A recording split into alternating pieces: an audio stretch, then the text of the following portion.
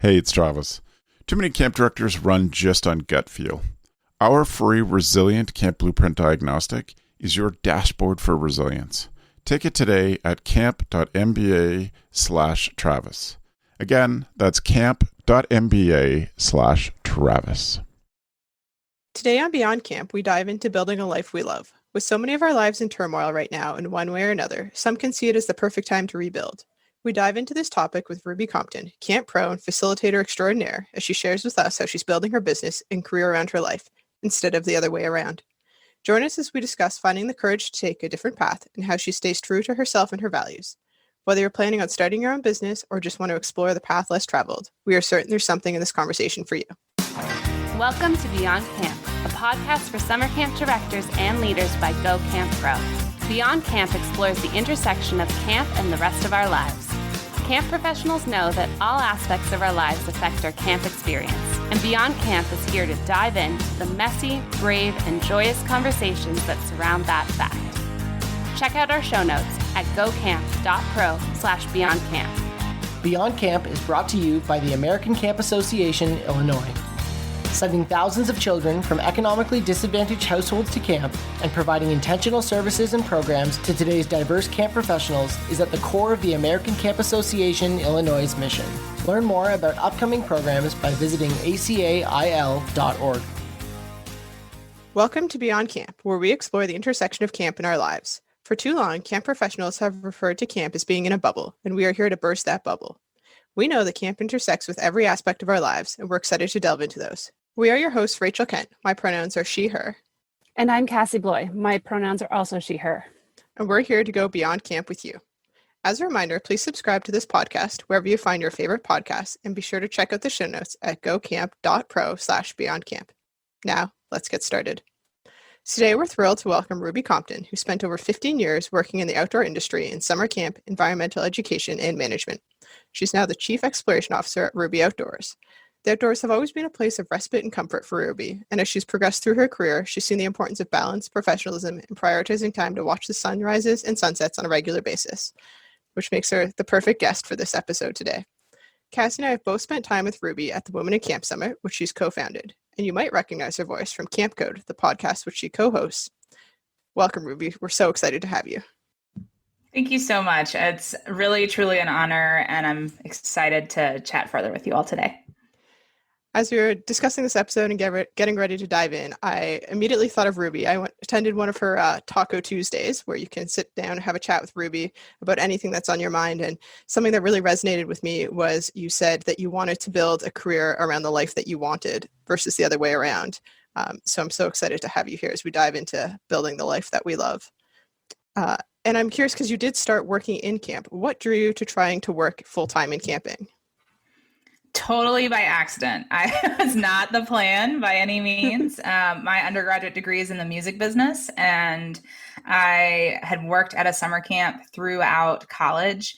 And right when I graduated from college was when the 2007-2008 recession hit. And so camp became a stable force of work in the way that my career was not. And so I just kept going back. And when you do well at camp and, show up, you get rewarded for that. So down the line, ended up working at an outdoor education program during the school years, and then a camp administrator during the summer. And then that led to a full-time position later on here in North Carolina. Nice. And how long did you work full-time for? So I was full-time for 4 years at a private camp in Western North Carolina called Green River Preserve. And then when I left that position, I moved into an outdoor education job here in Western North Carolina that actually had similar folks on the board and kind of ran in the same circles, but then shifted to school year programming. Did that for about a year and a half, and then left that job to start my own company. Cool. Right on. That's really fascinating that you said camp was the stable place of work, because for so many of us, that's not true. So true. So true. Yeah. And it was great because we had a pretty decent retreats and like weekend business. So I was working at camp while I was in college, not only during the summers, but it was nearby to where I went to university. So I was able to pop over and help out and see some of the off-season life, which was cool. Got to know some of the directors, and they were certainly pivotal leaders in my life. That's awesome. That's amazing, Ruby. I'm really like the different transitions you've had and gone through. What was that decision process to transition away from full-time camp like for you? For sure. It was one of the toughest decisions I've made because, as you all have talked about on this podcast, my identity was wrapped up in being a camp director. Like I have this very specific memory of being at an AEE conference, an Association of Experiential Ed conference in Chattanooga. It was like my first or second year being a full-time camp director. And we did this session about identity, and it was run by, I believe, some folks from Outward Bound, and really cool session where they got you talking about things like race and privilege and just how you were raised and what you account for as part of your identity. And in a 2-hour session, Amazing. We're doing this, right? It was unbelievable. And the thing that I wrote down as kind of my identifying feature, or like the thing I wanted to dig into, was I am a camp director. And so I remember when I started thinking about leaving camp, that moment of like, I don't even know where on Craigslist, like what section do I look under for jobs? I don't even, what do I want to do? And it was, I had no idea. And I had done some other, side work and worked as a server here and there. But most of the work I had was in camp or with youth. And so that moment of staring at the screen going, I don't even know what link to click on, I remember being really interesting for me. Yeah, I can totally relate to that right now. Like Googling recreation, youth, program. Yeah, like totally. Just figuring out those terms and what it is, it's hard. So what gave you the confidence and courage to go out there and do it? Yeah. So I 100%, I can say that knowing the folks with Go Camp Pro, like having gotten connected with Travis and Beth early on in my full-time career was huge. They are connectors. They are includers. They are people that when you finally meet them at a conference, they're like, yeah, come to dinner with us. Right. And so they gave me a lot of confidence and a lot of support. And I truly never would have gone out on my own, or wouldn't have gone out on my own right now had it not been for the work that I had done with them and the places that they put me. I think there is also, having worked with a handful of entrepreneurs, both worked underneath them and alongside them. And, however that may look, there's a little bit of nuttiness to people who are like, I'm gonna start my own business. Like you have to have a little bit of that just kooky, like, I'm just going to throw some of the caution to the wind and take this risk because I'm going to do it. And it's brave or stupid. I don't know. People said both things to me along the way. And I think they go hand in hand. And, but the appeal of getting to deal with problems that are my own to sort out, that I wasn't always working through somebody else's problems, the problems that were handed down to me at work. But like, if I choose to go work at a restaurant part-time to pay my bills, like that is my choice and it's going towards my dream. And that really motivated me. And I recognize that doesn't motivate everybody, but it really, really motivated me. And when there were financial hardships along the way, like, I was not even 6 months into having my own business and having left my full-time job, and the pipes busted in my house and I had to replace literally all the plumbing in my house, which was not cheap. And like, you have this moment of you're like, what am I doing? But it was worth it to go fight it out and figure it out because I wanted to create the life I wanted to have. That's really cool. And I like that you mentioned Travis and Beth. I mean, Cassie and I are here because we were on a Camp Mavericks call. We were both like, wow, we have no idea what we're doing. We're just kind of like these lost little ducks swimming about the lake. And Travis was like, all right, come on in. Let's do a podcast. Yeah. So I think that mentorship piece is really important. I want to dive into that for a second. Do you have any advice for folks who don't have that connection yet, how they can seek that out? Oh, like finding other mentors and people to bring you in. Yeah. I think, it's hard, but I think just asking the question, like, will you be my mentor? I think about the book, like, are you my mother? But finding folks who are doing what you want to be doing, even if it's not exact, right? But somebody who is managing people really well, that's somebody I want to sit down and have a conversation with, because regardless of if they're managing people in manufacturing or if they're managing people in retail, like if they're managing people well, there is something to be gained and learned from that person. And so I think thinking through what is it that you see people do that you go, I want that. And it's not even asking them, how do I get what you have? It's asking them, tell me your story. And by hearing other people's journeys and stories, that's where I've gained a lot of insight on, okay, the path I'm taking, do I want more of what they have? And you get the ups and downs too, right? Like I had a conversation with a dear friend recently who was like, I think I want to do more outdoor work. And I think I want to look towards working at like Knowles or Outward Bound. And I was like, I think you need to dig in a little bit to what is that lifestyle? Because I know people that do it and there's great stuff. But what you're telling me about what's really great in your life right now, a lot of that's going to get shaken up if you take that path. Right. So just spend some time exploring what is that lifestyle like, 360 view. What does that look like? And I think being encouraged to ask those questions to mentors and people that I admire and people, especially who are younger than I am, who are like crushing it and getting exactly what they want and dreaming big dreams. I love talking to those people and finding out, how did you get here? Tell me about your journey. I love that. And I love that you mentioned chatting with people outside of the camping industry. I was on a call with somebody last night, and his goal between now and some date in the fall was to have like a networking lunch or coffee, whether it be virtual or in person, with 30 people. And he set that goal. And I was like, what a cool thing to do, and just a way to like reach out to people and hear their story, which is amazing. You talked about some of the like initial uncertainty around, leaving your job, and the financial part is huge, especially the world we're in right now. How did you cope with some of that uncertainty, or did you just embrace it and dive right in?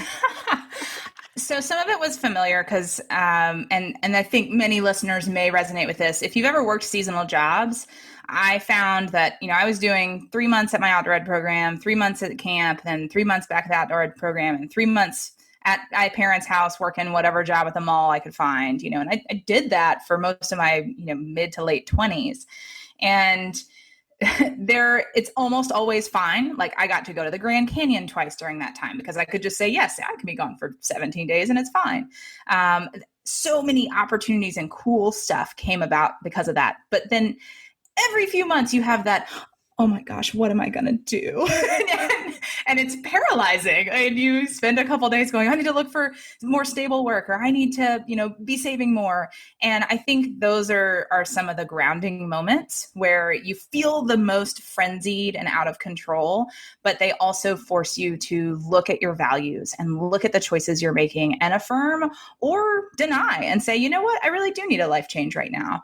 So I think it's just having that self-awareness, right? And taking that time to reflect and sit in it and, take control of the things that you can take control of and try to let go of the uncertainty that's there and just really focus on what you know, what you're good at, and the path that you want to be on. And if you really focus attention into that, you're going to be able to start making steps to getting there.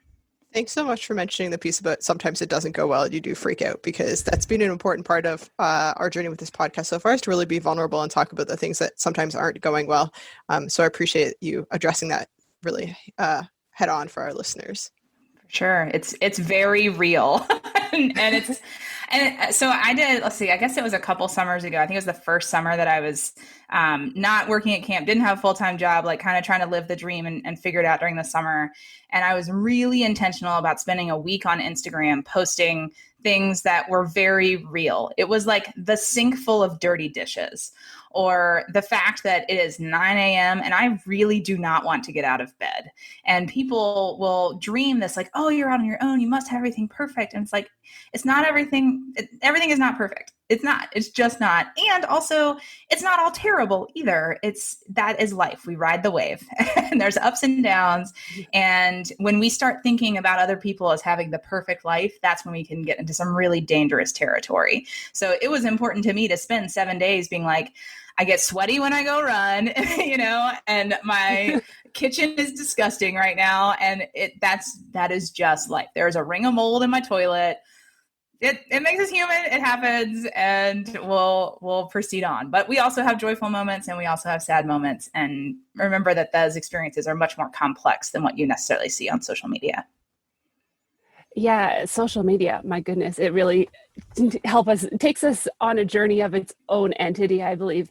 Especially lately, I've found it's just kind of this comes up and that comes up, and then you see somebody's beautiful travel blog, and I'm like, you're traveling during COVID. Like, what are you doing? Yeah, right. Right. But you always seem to me, like from our conversations we've had at different events and such, that you're always motivated and you live like with a lot of positivity. How do you maintain and keep that consistency when there are those hard times and there are those struggles?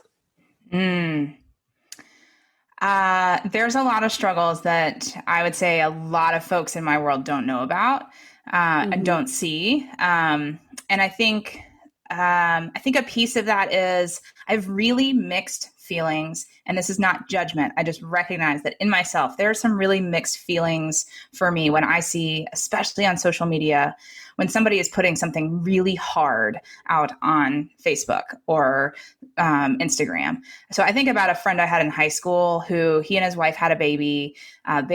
They discovered while she was still in her mom's belly that she was very sick and probably not going to make it very long. And every day, this baby did eventually was born and was in the ICU. And every day they were posting these like updates and heartfelt thanks and all this stuff. And I remember thinking it was such a strange feeling that this person who now is very much on the periphery, like I haven't talked to this guy in, 15, 20 years, but I was being pulled into his story of just like immense grief and challenge and conflict. And I just remember being like, I'm so appreciative there's a way for him to reach out and their family to get the support. And also, isn't it weird that I'm getting so intimately pulled into these feelings and this experience that's really intense, and I'm very much on the periphery. And so for me personally, that was a moment where I kind of made a choice of like, I don't think that that's how I plan to process and grief. Life changes, right? But when things are really hard, I'm not sure that that's going to be the way that I put it out there for folks to see. And a lot of those harder, tougher things, like those are experienced with the very close friends. And that's how I process and deal with it. And shoot, like 2019, I mean, it was a dumpster fire year for me, 100%, like lost a long-term relationship that I'd been in. My dog passed away. Like it was a rough year. And it was one of those years where you're like, I'm okay. Like I'm finally feeling better. I'm finally feeling like getting out of bed. And then it was like something else would happen and just like sucker punch and knock me down. And it was surprising to me, the folks that came along and like picked me up and walked alongside me and walked me through that journey and did a lot of reading and reflection. So I think for me, it's a much tighter inner circle that I let in on that stuff. And also sometimes it's just the folks that happen to be there when the moment is happening. So, yeah. So to go with that, this is like a personal struggle I've had with a conversation with a couple friends. How do you find that tight inner circle and those friends when we're so attached to camp and so many of our friends are camp? Mm-hmm. Oh, great question. I mean, one thing, like I said, is it's been the people that have been there. So, many of you that have heard me talk on podcasts or on calls, like, that I work for a couple of restaurants part-time. And last summer when I was having this dumpster fire year, it was me coming to work and one of my coworkers who is kind of mom age, like could be my mom. And she looked at me and she was like, "How are you doing?" And I was like, "I'm fine." And she was like, "No, you're not." and I just started sobbing and she hugged me. Remember we could do that hugging? Oh, so nice. And it was just this moment of like, okay, you're going to care for me and love for me. And so sometimes it's not necessarily the people you want it to be, or you are necessarily choosing or saying like, I want it to be this person, but sometimes it's just the person that's there and that cares. I think other times it is that you offer a little like trust offering and you kind of go, can I trust you with this? Can I be vulnerable? Can I tell you this thing? And I've gone so far as to ask people that, like, I have some tough stuff going on. Are you willing to walk alongside me during this? Or listen, I just need someone to listen right now. Fortunately, camp people, we talk that language. So that's not so weird. Like if one of you all said that to me, I'd be like, yeah, cool, let's do it. Whereas if you go to any of your other friends who aren't camp, they may not understand that language. But I think it's so cool how our experiences in camp that allow us to be vulnerable and allow us to put trust into folks and to teach other people how to trust other people, that we can bring that to the rest of the world when we are struggling to find those supports that we need. I really like what you said about boundaries. We talked about this a couple episodes previous about this like need that when we're like reaching out, we need to say like what it is we need and sort of ask that permission first, that we respect that person's boundaries and then they also respect ours. I think that's remarkably important and often so underrated and such an easy thing to do. People just don't think about it, but it's just a simple like, hey, this is what I need right now. Can you give it to me? And if not, like no hard feelings, I can find somebody else who can. For sure. And so I've been thinking a lot about boundaries. Like it is the word of the year for me because I definitely struggle with that. I'm really bad about giving yeses when I need to give intentional yeses and need to give more no's on the front end. But I also listen a lot to the Mark Groves podcast, and he talks about boundaries in relationships. And something that he said that is like so resonated with me was this idea of when we meet someone who gives us firm boundaries, like that is very attractive because you're like, oh, you're not just going to take care of me. Like you're going to keep yourself safe, which helps me know that you're going to keep me safe too. And so being able to reinforce boundaries and share them. Like, I think when you say this is a boundary that I have, that is actually, it's not building walls, as he says, it's opening a door, right? It's saying, this is how I want you to interact with me. This is my invitation for how you can come into my life. And this is how the invitation for how you leave my life. But all around, like boundaries are good things. They are not these like fences and walls that we're building. Exactly. And I think that they help us guide us through this like tumultuous time as well. And we have to set those boundaries with social media, with the news, etc. Today I had a small moment of pride where I was like, I can't be on Twitter anymore. I just can't. Like I can't. School reopening plans are really big here in Ontario right now in Canada. Yeah. And I was like, I can't read any more arguments about this. Like I can't pick a side. And I just closed it off. And that was my like small victory of the day with boundaries was setting that one. I think it's, super important. I know that you're really passionate about them. So thank you for sharing that. Yeah, boundaries are so big. I've been setting my own by just removing myself from family at certain times this week. Just, you know what? I need 15-minute break right now. And just disappearing from the group. Yeah. And recognizing that is so key, right? So often, and I'll speak a little bit to the way that women are trained specifically is this idea of that our boundaries are much more flexible than males. And that is a society culture thing that is taught, that it's okay for a guy to say, no, I don't want to do that, but it's not okay for a lady to say that. And there's a problem there. And, and it's that classic leadership question of, a guy who's aggressive or even assertive is a great leader. And a woman who does that is, a big old jerk. And it's like, no. We have to reprogram some of that. And it is caring to establish boundaries. It is kind to establish boundaries. And it's not just about kindness to other people. It is also a kindness to yourself. Mm-hmm. And I really like that concept of like the language we use and how society sits as males versus females. And I think that might be a topic for us later on. Yeah, totally. Camp has played a pivotal role in the lives of many, and for the first time, camp pros are faced with a very different summer. The American Camp Association of Illinois is dedicated to supporting the camp professional and helping them navigate an uncommon summer. They have an entire section on their website dedicated to camps and responding to coronavirus. This includes information for camper families as well as camp professionals. Hear from ACA Illinois Executive Director about camp this summer.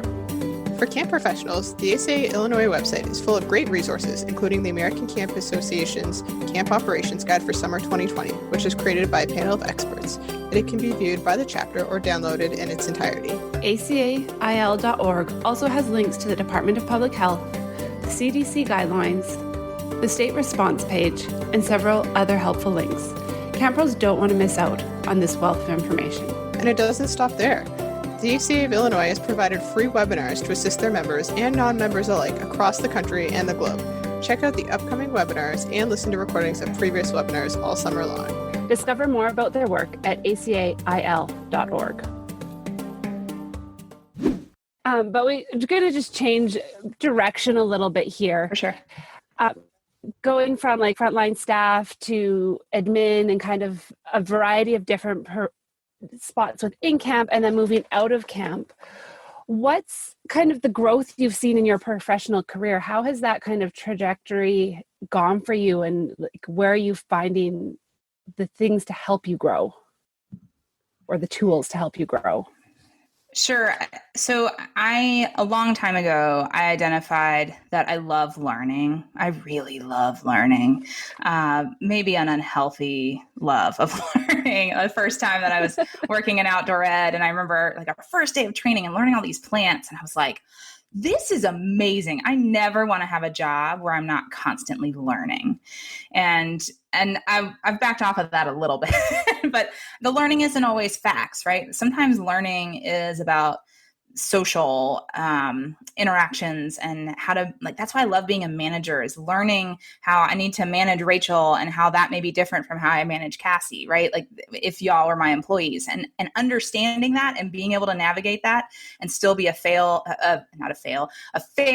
and equitable leader for everybody feels that way, but also everybody's getting their needs met, to the degree and the boundaries that I can set and do in that place. So I think having that motivation to just keep learning has definitely led me to all kinds of new and interesting things. I mean, many folks know, because I just posted about it on social media, I just bought a raft, and like, I'm so excited about it. And if you had told me 5 years I was going to buy a raft and own a raft, I would be like, no, there's no way. That's terrifying. There's no way I would do that.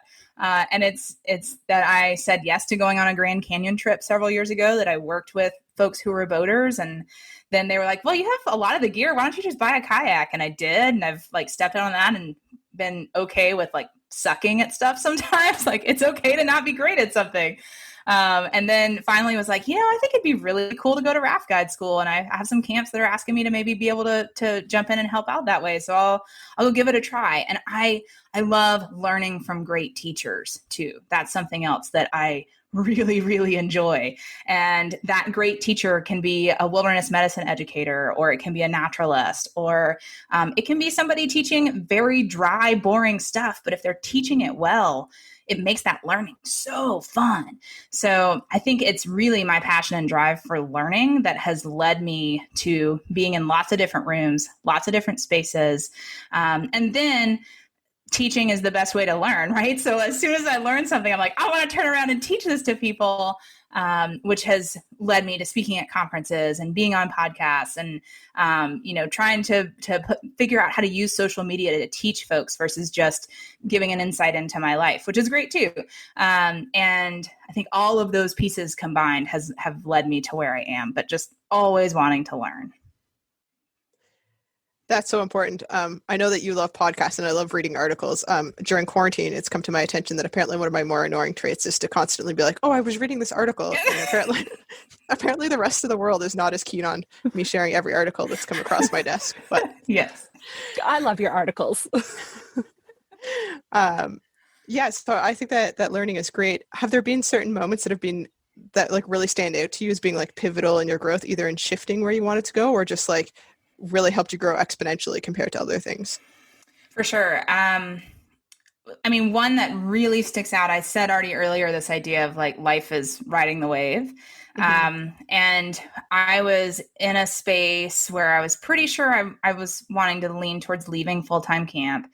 And I was at an ACA conference, and I found a way to, like, every person that I saw get up on stage and make announcements, they're like on the conference committee, whatever else. I found a way to be standing next to them at some point at the conference and have a conversation with them, or sitting next to them at a meal, or whatever it might be. I target in on that stuff, and I'm like, I'm going to get to know that person. Here it comes. And I remember sitting down and talking with one particular camp director, who's a long time camp director and has been at his current camp, 15 years or so. And I said, how do you do it? I am burned out. I'm tired, exhausted. Like, how do you stay in it this long? And he said, you just got to ride the wave. There's going to be peaks and valleys, and that's just part of it. And you just have to ride the wave. And I remember coming out of that being like, all right, I'm going to ride the wave. And I rode the wave of camp for, another year or so. But it was such an important reminder of there are going to be peaks and valleys. And that in the end, like the peaks are a thing, the valleys are a thing, but really we spend most of our time in the flow, right? Like it's not necessarily the giant rapid. It's not necessarily the moment when your raft flips and you're upside down. It's like a lot of the flat water and the little wave trains that happen that are fun. And that was huge, being able to accept that. And I heard this on a podcast. That's what I always say. I was listening to a podcast, but this idea of the lower your lows, the greater the capacity for your highs. And that really framed my, summer 2019 that was terrible. Was like, man, all these lows, I'm also having these days of just like exponential joy, like levels of joy that I didn't even know I could reach. So that was a big one. Another big one was I think about each of the days that I decided to leave the job where I was. And each of those days, there was a moment where it was like, it's time for me to move on from here. I remember when my camp director at the Y camp I worked for said, hey, will you look at this thing for me? And it was his application to become the executive director at another job. And I went, if he leaves, I'm going to leave because I really enjoy working for him and he's the glue that holds this team together. It was going back to my outdoor ed job after having spent the summer at Green River, and they were talking to me about becoming the program director. And I was like, I'm not interested. And I went back and there were changes that were happening. Our maintenance guy walked up and said, I'm not going to be here anymore. I'm changing jobs. And I was like, oh, it may be time for me to consider other opportunities, And in my most recent job to start my own company, it was like, of all things, we started our master class for Camp Code and we did our designing staff training class. And I was like, oh my gosh, people want to pay to hear what I have to say. That's amazing. Like, maybe I could do this, And there were some other things that lined up, but it was just these little moments where you go, oh, things could be different. And these assumptions I was making may actually not be so true. I love that. I love so much about what you just said. The wave analogy, I love a good analogy and metaphor. I'm really big into the roller coaster right now. And I hate roller coasters, which explains my relationship to this pandemic. But I love the wave analogy, and that's so important that we just have to go with it right now because we just can't change all of those things. And that's never been more true, I think, than during this time of uncertainty. And then I also love what you said when you were talking about like your reasons for moving jobs, because you were like, wait, this thing that I love about it is changing and it's time for me to like change paths myself. So when you're looking at building your own business, how do you check in with yourself to ensure that what you're creating still aligns with your values and what you wanted, like that you're not being, pushed off into another direction by a like social media or by like an outside source? Totally. I've had to pay a lot of attention to what am I excited about doing? And it's easy when you start a company to be like, wherever the money is, that's what I'm going to do. And that serves no one. Just quite frankly, it serves no one. And there have been projects that I really like the people, but the work itself is just not work that I'm excited about doing or passionate about doing. And then my quality of work definitely suffers. And I've learned that trial and error and still learning. And to give the grace of that can change. What I loved doing even 5 years ago, even 2 years ago, when I launched this business, that has shifted and adjusted. And that's okay. Give yourself grace to change your mind. That's healthy. It's normal. It's part of growing up. It's part of learning. And it's totally okay to see something and go, I thought it was going to be this, but now it's going to be this. I think another thing that's happened is just being challenged. So I was fortunate to spend some time with Jim Kane I guess it was a couple years ago during conference season, and we were going to the same conferences and on the same flights. And he's somebody I've been able to get to know through just speaking at conferences and whatnot. And I was telling him about this thing that I'm working on and that thing I'm working on. And he was like, Ruby, you're doing too much. Just pick one and do it. And just do that. Because if you do too much, people get confused. And the marketer in me knows, yes, that is smart marketing advice. And that's totally true. But what he rubbed up against was, but that's not the way I want to do this. Like, I am not picking out one thing that I'm going to be forever. Like, I'm not going to be the team building guru. That's you. Great. Take it, Jim. Like, do it. You do great at it. But for me, that does not fuel me. And what I'm doing right now in my business may look really different in 10 years. And that's what I want. I want it to be that way because needs are going to change. The world is fundamentally changing right now. And so being able to be flexible and move and change and be useful, that is really central and core to what I do. That makes a lot of sense. And I think that that's important. And I think the pandemic has taught a lot of us that things are going to change and that it's okay to accept that change. And also to have like external life events realize that things are going to change. For me, this is not super work related, but we were going to buy a condo before this and this happened. And then we were like, nope, you know what? We want to move like a couple hours down the road. We want something completely different. And we've just sort of like accepted that. People are like, what changed all that? And it almost feels cheesy to me, but I'm like, nope, things changed and I'm okay with that. I think that it's really important that we accept that and we allow those outside influences as well, that we're not building these like concrete walls around ourselves to stay in these little boxes. We often leave, like with a quote unquote traditional workforce to break outside of that box, only to build our own little box to force ourselves to stay in. So true. Yeah, I would definitely agree as well. It's such a box that we put ourselves in. And I've been, I'm playing with going outside of that box right now as everything progresses. And I'm trying to see the pandemic as what it's given me, not what it's taken away from me as well. And to kind of, maybe look at what can provide a better work-life balance as well at the same time, because that is so hard to do at overnight camp, especially. And it's hard in life too. So how do you balance? What are some tips and tricks for helping balance work and life together? I definitely do not have the answer. 100%, like, not the best at it. Love it. I'm right here, not the best at it. Yeah, let's just be real. I wish I could say like I have these routines and this planner and this productivity system, and no, I'm terrible at it. It's a skill I'm still growing. Why do we suck at it then? That's a great question. So let me say this piece first, and then I want to address your question, Cassie. So the first thing is, when the pandemic started, and many of you have heard me say this, but I think it's worth repeating, that the world needs camp people more than ever right now. Mm-hmm. So for everyone who is finding themselves without a job at camp or whatever, right? The world needs you. The grocery stores need you. Think about the difference between going to whatever is your neighborhood grocery store and if you've ever been to like a Trader Joe's that feels campy, right? Like somebody who worked at summer camp runs that place. And why can't more places be like camp? Oh my gosh, like we have this opportunity right now when so much is falling apart for us to say, look, we've tried some of this stuff at camp and we know it works and it works on a larger scale.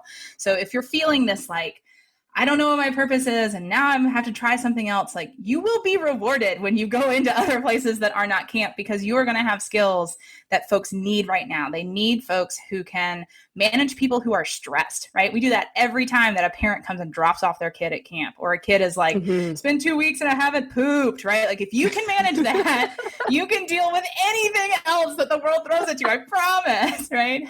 That we deal on limited resources and budgets and really strict financial restrictions, right? We operate and know how to look around and go, this person has talent here. Let me move them into this space so that they can shine. And we see that potential. So the world needs us right now. And we will find our way back to camp, but the world needs camp right now and needs camp people. So don't let go of that. Even if you're like, oh man, okay, well, I'm not at camp anymore. You know what? You're still a camp person and we still have an impact, and you're going to go out in the world and you're going to do great things. And how many times I've been in jobs where people are like, I don't understand why you're okay just like going in and cleaning up this raw sewage. I'm like, not the first time, right? That's an actual story that happened to me. Or like, I don't understand how you keep your cool through all of this. And I'm like, this is not that stressful. It's just not that stressful compared to other places that I've been. So please hear that. As far as like the work-life balance, I think the biggest and best thing you can do is don't get on the hamster wheel. That we let ourselves get into habits and routines and then say, oh, well, I guess that's just the way it is. And no, it's not. Like, take a step back. And that's a privileged point of view. I'll also point that out. But when you can, take the step back to look around you and think about, how do I want to spend my time right now? And that is a question I asked myself a bunch when I was looking at leaving camp, was how do I want to spend my time? The things that I'm being asked to do in my job are not the things that I want to be spending my time doing. And so that's an inconsistency. That's a problem. Can I find more alignment there? And I think if you ask yourself that question pretty aggressively, I think you'll find that, yeah, you know what? My job may not be my favorite, but it gives me the resources to go play on the weekends. Or, yeah, I love my job and I love how I spend my time during that. But I also always find myself just like getting sucked into the void of Netflix. And then I spend all of my free time watching Netflix. I don't love that. I don't love that. That's how I'm spending my time. So let me see if I can make an adjustment. This week, no Netflix, right? Whatever it might be. But ask yourself that question. How do I want to spend my time? I love that question. I'm going to start asking myself more of that because I've been sucked into that Netflix void. Oh, me too. 100%. Or maybe it's more of like the Disney Plus void, but yes. Haven't we all? As you're talking about like spending time, what do you do for personal time? Because you've merged so much of what you like to do into what you do with your business. Mm-hmm. How do you separate work and play and find that personal time for you? Totally. Well, I'm going to throw another river analogy at you, which is the idea of an eddy. So when you're on moving water and you're in a river or something like that, right? That you have water flowing downstream and there's a rock and the water hits that rock and goes around it. And it creates this kind of like empty space behind the rock, which is typically a space where water then kind of backfills and it creates this calm spot. And so as a boater, when you're learning how to kayak or raft or whatever, part of the skills you're learning is how to like put your boat into those eddies very intentionally. And so I think about that as those eddies, as those calm, those rest spots, those ways to like make a really tricky rapid. You can break it down and like do a little section and rest. And then look and see where you need to go next and do the next little section and rest. Like that's when you're a really good boater, is when you can put your boat where you want it to be. And so I think about that with free time, right? Like my free time, my personal time are those eddies. And here's the thing, like eddies can also, and they're really bad on the Grand Canyon. This happened to me yesterday on our rafting trip. Awesome rapids, so excited about it. We get through the first little wave and then an eddy like sucked us over to the side. So we missed the fun splashy ride down the rest of the rapid and like took this little silly sneak line that was not what I wanted to do. They will suck you in. And so just like we have to be intentional with our work, we also have to be intentional with that personal time and put ourselves in those eddies, put ourselves in that rest time, put ourselves in that personal time, and spend it the way we want to spend it. That's the key to feeling productive. Is it's not about the number of things that you do. Feeling productive comes from doing the things that you set out to do. So I tell camp directors all the time, like, that thing that happens where in the morning you sit down and you're like, I want to just write this email real quick to this parent. And then the phone rings and you get interrupted. And then somebody calls you down to the dining hall because the electricity is off. And then there's somebody, there's poop on the walls. There's always poop. Sorry, there's just a lot of poop talking. Let's be real. And this staffer's having an issue. And then this other parent calls you and you get to the end of the day and you've like put out 15 fires over the course of your day. But because you didn't write that one email, you go, I got nothing done today. And so when we can set that intention of, I'm going to do this thing, that's what gives us I feel like I'm in control. So set realistic to-do lists. And that for me looks like, I'm going to go on a trail run. I'm going to spend one day a week boating. I'm going to clean my house. That's something I really need to do right now. I think that's really key is setting those intentions on that free time. And sometimes that looks like, I'm not going to put anything on my calendar and I'm just going to do whatever comes up. And that's okay. It's totally okay. But make sure you're scheduling some of those days for yourself too. I love that. And I love the reminder to play as well. That's the part that I'm finding I'm missing from being at camp is I love causing what I called controlled chaos, where the children are like, this is just chaotic. And I'm like, no, I have like all of this under control. But I miss that. I miss the play and the silliness of it. And I've had to really carve out time to find that and be like, it's okay to be silly and and have play outside of camp. So Sure. thank you for that reminder. One of my fears in not working full-time in camp anymore is that I'm going to lose those connections to the camp community that have been really important to me. And you have stayed incredibly well connected to the camp community, even though you don't work at like a physical camp. How have you built those connections? And did you find it really challenging at first? Great question. So I think I've been very intentional with that from the get-go, which is part of the reason I've been able to stay so connected. When I started working at Green River, I said to myself, I am not just going to know this camp family. I want to know the Western North Carolina camp family. And I'm fortunate that I live in a place that there's about 60 camps, 60 resident camps within a 2-hour radius, or 60 overnight camps within a 2-hour radius of where I live. So there's a high population, a high concentration. Wild. Yeah. And it's great. So there's always camp people around, and I have lots of different groups of friends within the camp people. I think being involved on Summer Camp Pros, being involved on Camp Mavericks, being involved in the COVID Slack, that's led to some incredible connections. Getting involved on my local ACA planning committee for our local conference, speaking at conferences, going to conferences, like, oddly enough, I know this is going to be hard to believe, but I'm actually quite shy and grew up thinking I was an introvert, which turns out put me on a mountain by myself. And no, I'm definitely an extrovert. Did not learn that until I was about 27. But I tend to default if there's a really strong personality in the room, like I will step back and I will watch and listen and not fight for that. If no one's stepping up, I'll be like, all right, I need to be the leader in the room. Here we go. But knowing that about myself has been very interesting. That's fascinating. Yeah. So it's people and relationships are very, very important to me. And it's important that folks in my life know that they're valued. It's important that folks in my life, when I think about them, know that I'm thinking about them. And it's not so that they're like, oh my gosh, Ruby's always so thoughtful. But it's just sometimes knowing that somebody else is thinking about your experience in the world goes a really long way. And so it's things like I texted a former staff member of mine today because something that Travis said on a call that I was on with him reminded me of her. And so I just sent her a quick message and said, hey, you came across my mind today, and I'm just wondering how life is treating you. And I think taking the time to do that when that person pops in your mind can be really, really helpful for continuing to have those touch points. And don't rely on, well, I saw what they're doing on social media. Like, that's a very passive way to stay connected to what folks are doing. But do actively take that time to reach out and find out, hey, what's up? Right? Like, what's on your mind?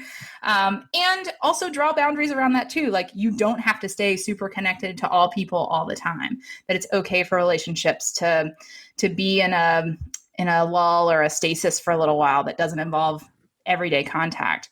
And we've probably all had the experience of people that you get on the phone with them and it's like you haven't not talked to them in 6 months, but you can pick right up. And I find that that's more often true than not. Yeah, especially with camp folks, I find. And I love that intentionality you talk about. This is why camp people are so great and why the world needs more camp people, as you say. Yes. So often is that intentionality, especially where now it's so easy to like hop on Zoom calls and everything that we do, but where do we find the meaning in that? And I think the intentionality behind that is really important. And I think Cass and I have both talked a lot about our social circles being really tied to camp. Mm-hmm. There's a lot of fear that comes with the idea that we're going to lose those and that we almost like won't be welcome in the camp world. I think that's sometimes a fear of mine that I'm now. I've like made myself an outsider. I don't know that anybody else has given me that title, but I've told myself that, and that's a scary place to be in. And so it's good to hear that, you just have to be really intentional about those connections and keeping them there. For sure. And recognize that the people that you have impacted in camp so far are always going to tie you to camp. Always. And I still have staff members who worked for me 10 years ago who follow me on Twitter or will reach out every once in a while. And like, I am camp to them, regardless of whether I still am working in camp. Yeah, I think we often forget as camp leaders how many lives we've impacted and the differences that we've made there. And how we can keep those alive, and we can still, when we've had that leadership position, we can still impact those lives for years to come down the road in even like the smallest but most intentional ways. For sure. Excellent. I think we're at that time, everybody, to start wrapping it up today. As we talk about community and connection, it's like such a big part of our self-care as well. So our recharge station. Self-care is critical to personal wellness in the good times and the difficult times. It is also something we as camp professionals struggle with. How do you charge your batteries? What makes you feel inspired? Rachel, what do you have for us this week? I love that we've been talking about this because, as Ruby said earlier, when she was like, I'm self-admittedly not great at this. I am the same way often, though, like work-life balance is really hard today. My partner came into the room and was like, I think you're doing too many things. And I was like, excuse me. She might be right. So for me right now, self-care is looking like working outside. So it's taking my laptop and having the chance to sit outside. I'm lucky to have a shady spot that we sometimes get better Wi-Fi out there than we do in the house. And it just helps my mental health so much to be outside, even if I'm on my computer. Ruby, you mentioned that this is an area that maybe you're still working on, but what have you been doing for self-care lately that's been helpful? There are people in my life that every time I have a conversation with them, my cup is filled, and it's usually more about life and bigger ideas and thoughts and questions. And so it's recognizing and like noticing when those kind of feelings are happening, but also making the time to talk to those folks. And that's honestly one of the reasons that I scheduled that Taco Tuesday, those Taco Tuesday events, is like, it's really fulfilling to have conversations with people. So setting aside that time, I had a 17-year-old who follows me on Instagram and was just like, I'm just excited. I listened to Camp Code and I just wanted to talk to you. This is so cool. To like people who I really admire, to friends who are like, I just wanted to like book some time to hang out with you, And so again, that's that like the reason that you all brought me on, this idea of like taking these things that I love and making that part of my work. And, but also it is totally that, like, it's not work-life balance, it's work-life integration. But conversations through and through.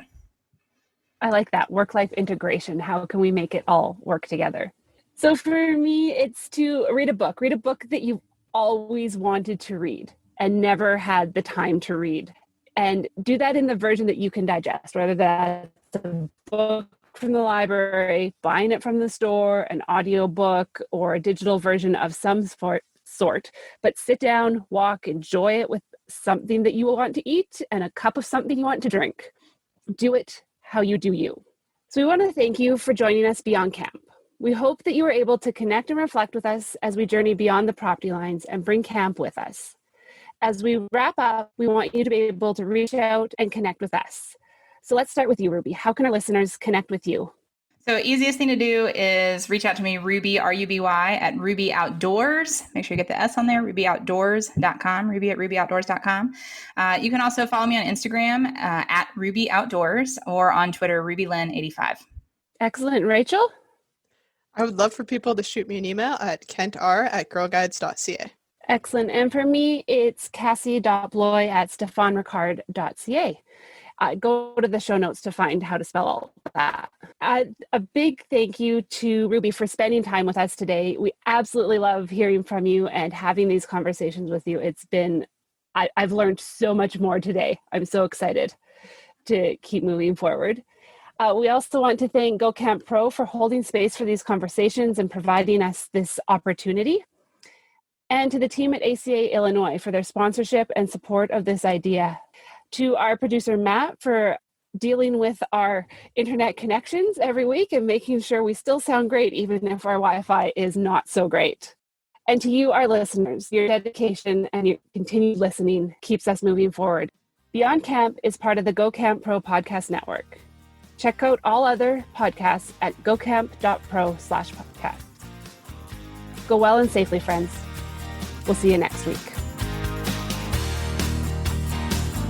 Thanks for tuning into this episode. Beyond Camp is a part of Go Camp Pro and the Go Camp Pro podcast network. Find a podcast for camp professionals of every age and stage at gocamp.pro/podcast. Thanks for listening, friends.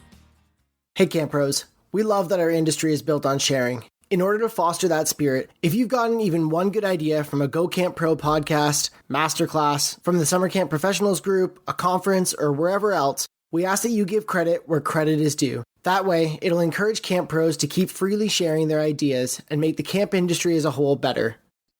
Hey, it's Travis. Camp directors often tell me they're just too tired to take on anything new. That's exactly why my free Resilient Camp Blueprint Diagnostic exists.